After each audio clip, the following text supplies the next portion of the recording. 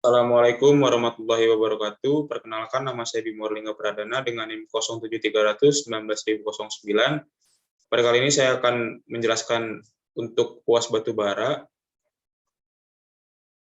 dengan ada 3 soal di sini. Yang pertama dijelaskan mengenai pengayakan dan klasifikasi batu bara atau percontohan atau sampling batu bara. Lalu soal yang kedua jelaskan proses pemisahan batu bara menggunakan prinsip konsentrasi graviti atau flotasi. Lalu yang ketiga, perusahaan tambang batu bara X menerima pesanan batu bara dengan tonase 500.000 ton per bulannya dengan kalori 4.800 kilokalori per kilogram. Lalu kadar abu maksimumnya 8% dan kadar sulfur maksimum 1%.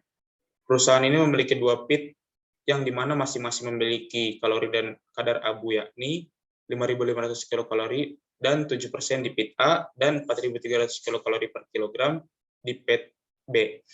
Dengan cadangan batu bara pada pit A sebesar 5 juta ton dan pit B sebesar 8,5 juta ton.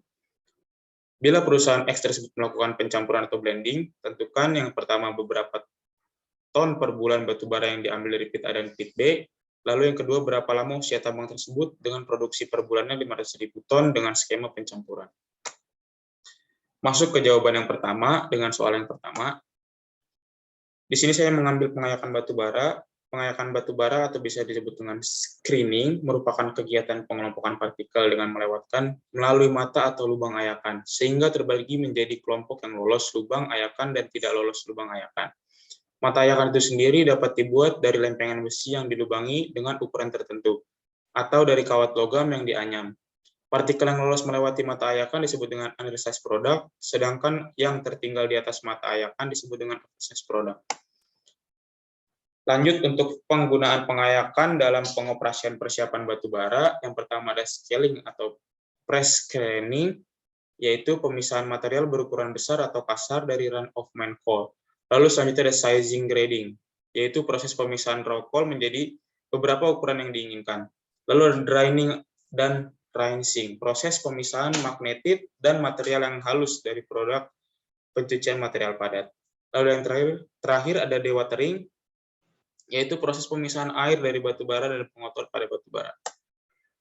Selanjutnya masuk ke faktor yang mempengaruhi dari pengayakan itu sendiri. Yang pertama ada jumlah air, lalu yang kedua ada kadar air, yang ketiga ada bed depth, lalu yang terakhir ada daerah pengayakan yang efektif. Masuk ke yang pertama dengan jumlah umpan, yaitu kelebihan muatan pengayakan menyebabkan tidak efisienan. Lalu di kadar air pengayakan menjadi semakin lebih sulit karena kadar air permukaannya meningkat. Lalu bed depth adalah ketebalan lapisan batu bara di atas ayakan.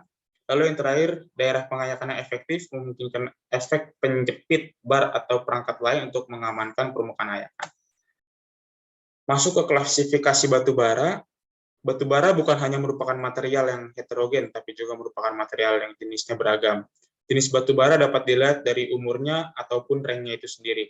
Kandungan mineralnya atau grade, elemen tanaman pembentuk batu bara atau type, dan kegunaan batu bara tersebut. Banyak para ahli mencoba untuk mengelompokkan jenis batu bara tersebut berdasarkan parameter di atas. Tapi yang paling banyak dipergunakan ialah berdasarkan umurnya atau berdasarkan ranknya. Masuk selanjutnya ke prinsip-prinsip klasifikasi dari batu bara. Klasifikasi digunakan untuk pengolahan batu bara berukuran halus, di mana klasifikasi digunakan untuk menghindari penggunaan pengayakan yang terlalu mahal. Lalu secara umumnya hukum Law berlaku pada partikel di bawah 50 mm dan hukum Newton berlaku kurang dari 5 mm. Lalu yang terakhir, perbedaan kerapatan antara partikel menjadi signifikan ketika klasifikasi digunakan untuk partikel yang terpisah menjadi 2 kelompok. Ukuran karena pertimbangan kepadatan, ukuran, relatif, dan massa.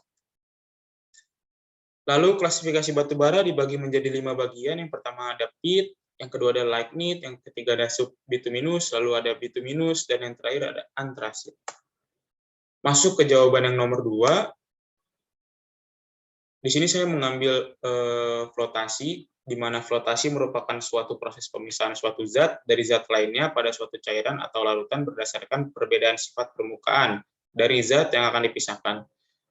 Di mana zat yang bersifat hidrofilik tetap berada di fase air, sedangkan zat yang bersifat hidrofobik akan terikat pada gelembung udara dan akan terbawa ke permukaan larutan dan akan membentuk buih-buih. sehingga dapat dipisahkan dari cairan tersebut. Secara sederhananya, flotasi merupakan proses pemisahan suatu mineral atau lebih dengan mineral lainnya melalui cara pengapungan. Terdapat 3 fase pada proses flotasi yang digunakan dalam media air ini, yaitu fase padat, fase cair, dan fase udara. Lalu prinsip dari kerja flotasi itu sendiri yaitu umpan yang akan diolah berupa pulp atau lumpur dimasukkan ke dalam tangki atau sel flotasi. Tangkinya dilengkapi dengan agitator atau pengaduk yang terintegrasi dengan pipa untuk menginjeksikan udara, sehingga timbullah gelembung udara di dalam pulp. Mineral yang bersifat hidrofobik akan menempel pada gelembung udara, kemudian terangkat menuju ke permukaan menjadi buih atau biasa disebut dengan mineral spot. Sedangkan mineral hidrofiliknya akan tetap tertinggal di dalam pulp. Lalu mesin flotasi. Di sini mesin flotasi dibagi menjadi 4, ada mekanis, yaitu terdiri atas poros berongga vertikal yang digerakkan secara mekanis berpasangan dengan suatu pengaduk atau impler. Lalu pneumatik tidak memiliki pengaduk dan tergantung pada udara kompresi untuk mengaduk atau mengaerasi pulpnya sendiri. Lalu selanjutnya ada separator buih menggunakan sistem pengumpanan yang terletak di atas tangki dan umpan dimasukkan ke dalam gumpalan buih, meminimalkan jarak angkut konsentratnya. Lalu yang terakhir ada flotasi kolom, yang dimana terjadi dalam aliran arus yang berlawanan dari gelembung udara dan selari dalam tangki kolom yang cukup tinggi. Next, masuk ke jawaban yang terakhir di nomor 3, yaitu perhitungan blending.